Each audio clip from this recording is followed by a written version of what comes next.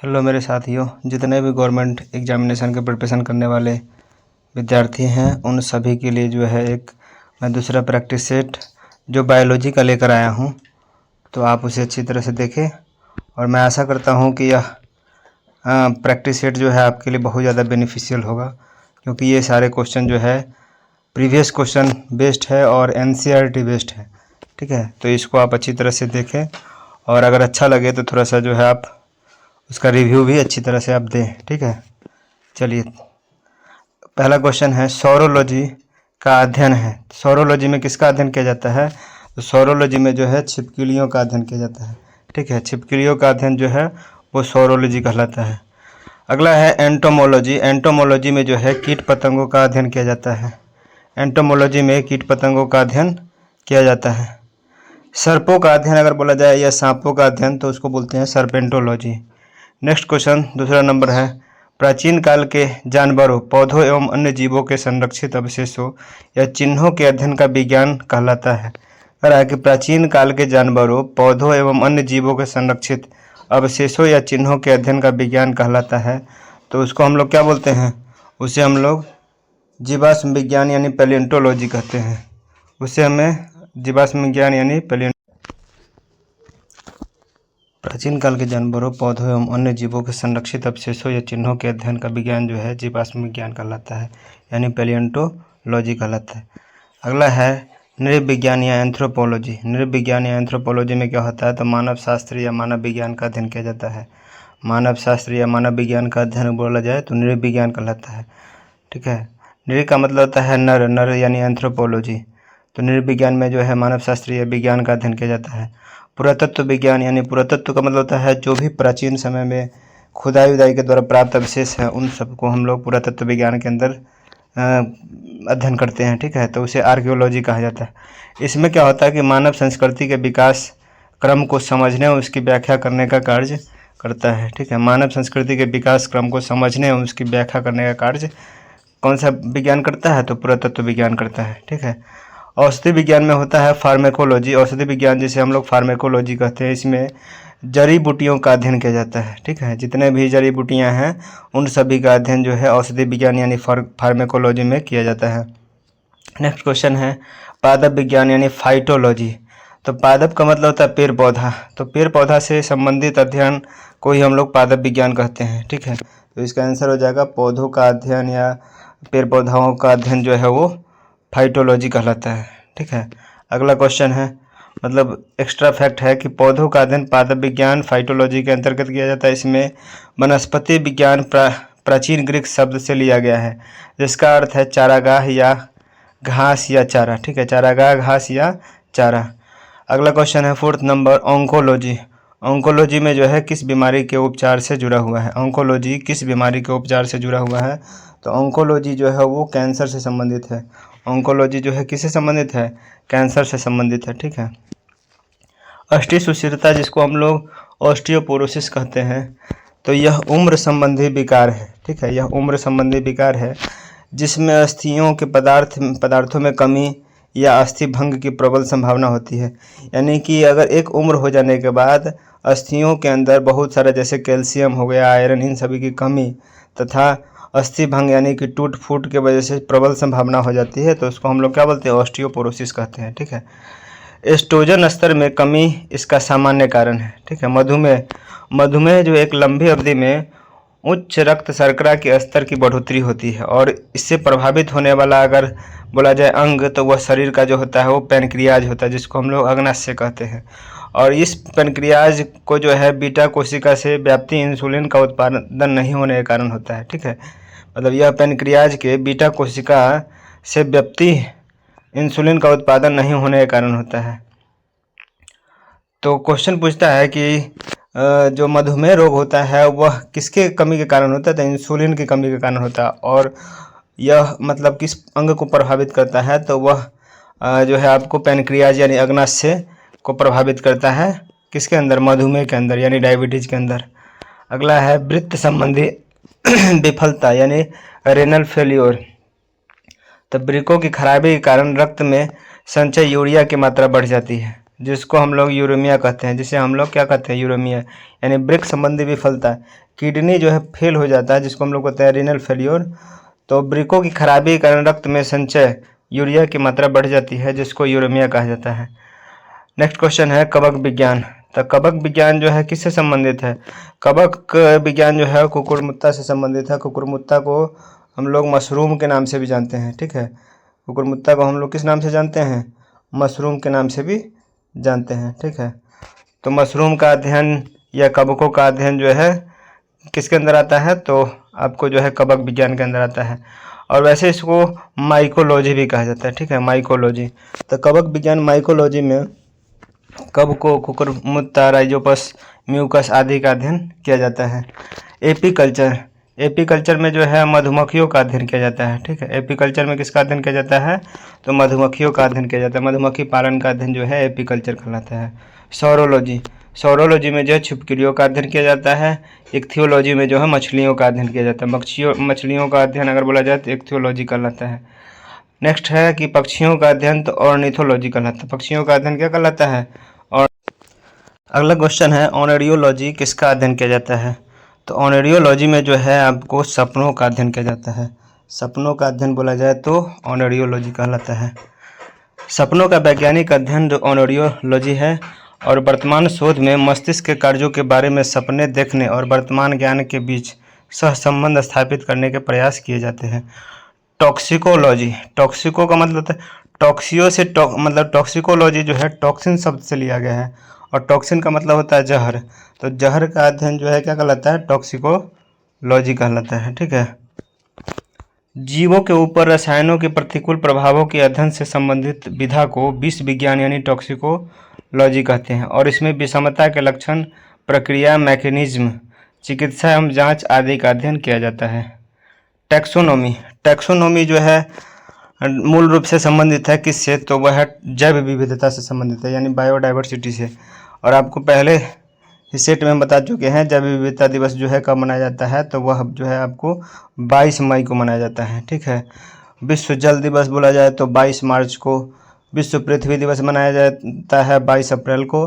और विश्व जैव विविधता दिवस, जिसको हम लोग बायोडाइवर्सिटी डे बोलते हैं, वो 22 मई को मनाया जाता है।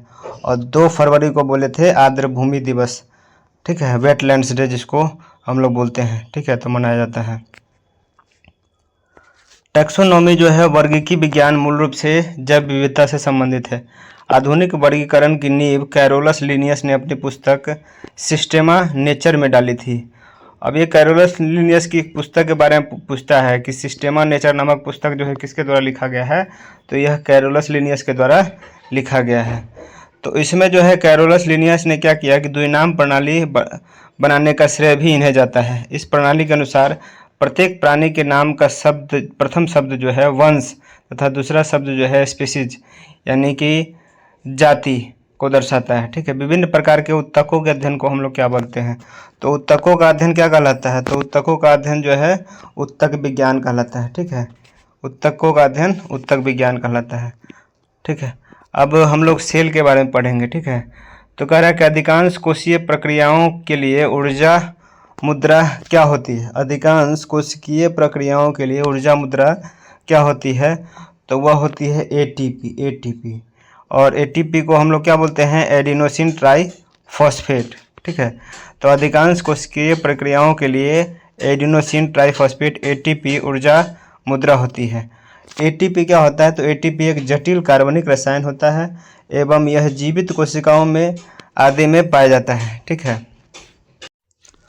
जो यह जीवित कोशिकाओं में कई प्रकार की अलग अलग प्रक्रिया के चलने के लिए ऊर्जा आदि प्रदान करने का कार्य करता है, जैसे कि आवेग, प्रसार, मांसपेशियों का संकुचन, रासायनिक संश्लेषण आदि, ठीक है। किस कोशिकांग को कोशिका की आत्महत्या की थैली कहा जाता है? तो जो है माइटोकॉन्ड्रिया को जो है अगर बोला जाए लाइसोसोम को जो है लाइसोसोम को आत्महत्या की थैली कहा जाता है, ठीक है ना। सुसाइडल बैग भी इसको बोला जाता है, कोशिका का सुसाइडल बैग जो है बोला जाता है। यह कोशिका क्षतिग्रस्त हो जाती है तो लाइसोसोम में से एक फट जाता है और कुछ एंजाइम्स छोड़ता है, फिर जारी एंजाइम्स अपनी ही कोशिका को पचा लेती है और अंततः कोशिका मर जाती है। अतः लाइसोसोम को कोशिका की आत्मघाती थैली कहा जाता है। अगला क्वेश्चन है कि कोशिका में 6 कार्बन वाले अणु ग्लूकोज के 3 कार्बन वाले अणु पाइरुवेट में विखंडन की प्रक्रिया कहाँ पे होती है? तो यह होती है आपको कोशिका द्रव में। और कोशिका द्रव जो है एक प्रकार से जेलीनुमा पदार्थ होता है और इसकी खोज जो है पूछता है कि कोशिका द्रव की खोज किसने किया था?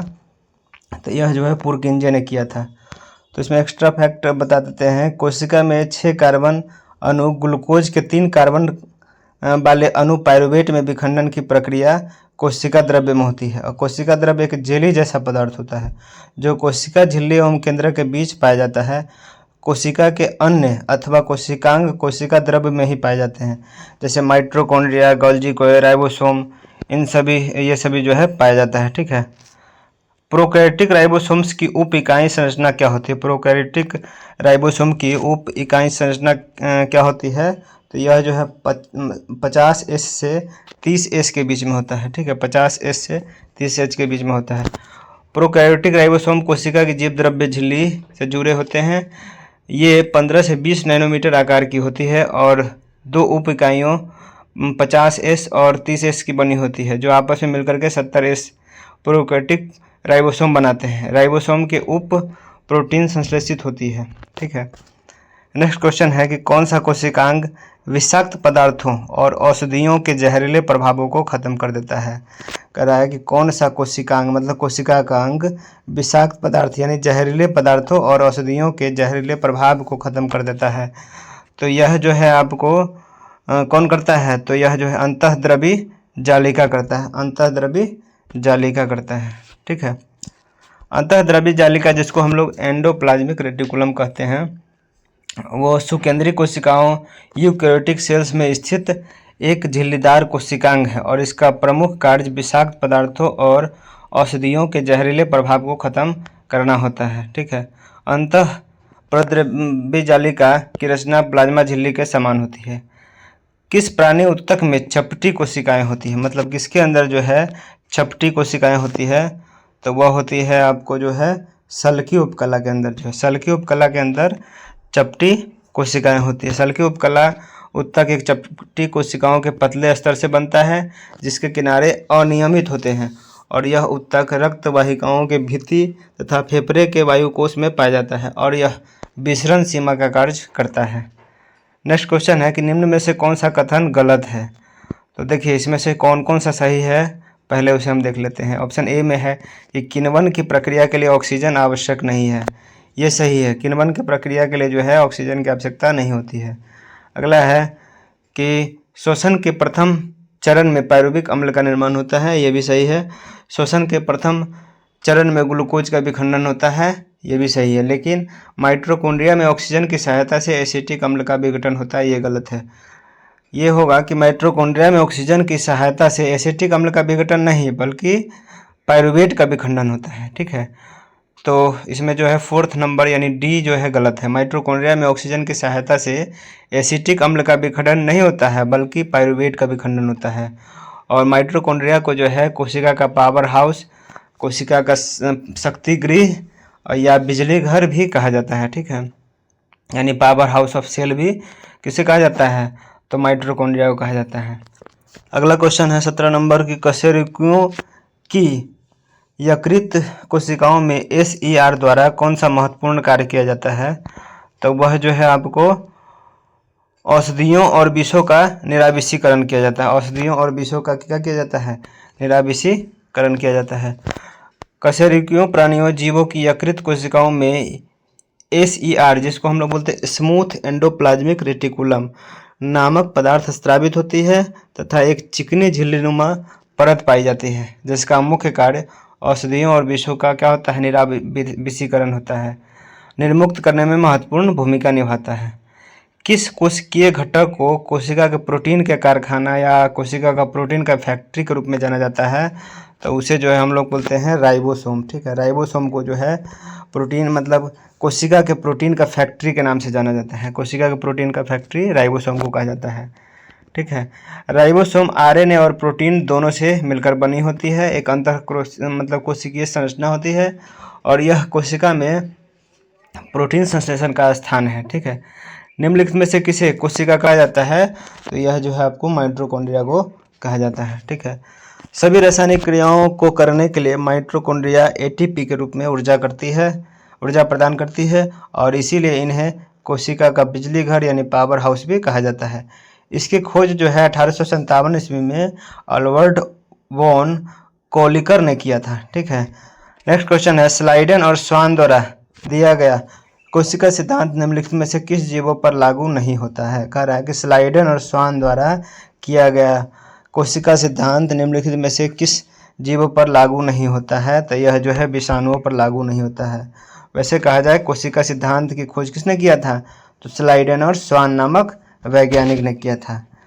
तो स्लाइडेन और स्वान द्वारा किया गया कोशिका सिद्धांत कवकों, जंतुओं, शैवालों पर लागू होता है, परंतु विषाणुओं पर लागू नहीं होता है।